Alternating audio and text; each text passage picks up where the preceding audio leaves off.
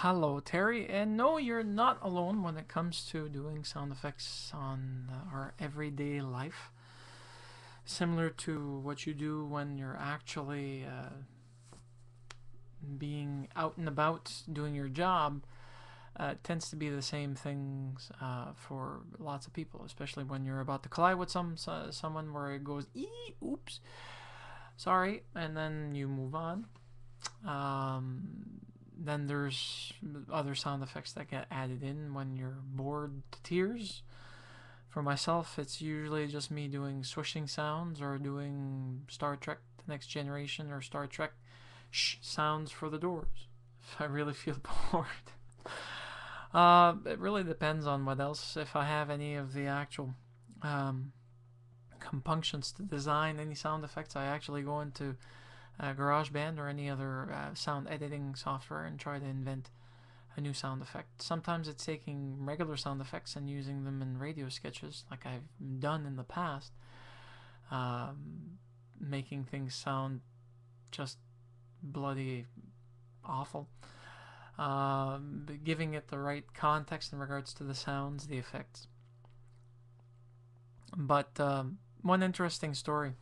While I was working as a volunteer at a radio station in Edmundston, New Brunswick, that's where I started doing my radio thing, and it was also Friday or Saturday night. I think it was 10 to midnight during that time.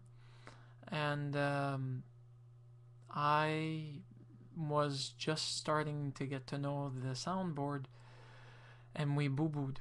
Now, the night itself was okay. The next morning we came in because we were doing Saturday mornings and having fun at it. Now, unbeknownst to us, the radio was actually being distributed in grocery stores, supermarkets, small stores in the area that depended heavily on the radio.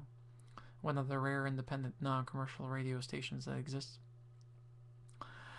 Or existed. I'm not so certain that they're so non-commercial anymore. But suffice it to say that the microphone decided to give us some weird feedback as we were cutting off our show and we had signed off.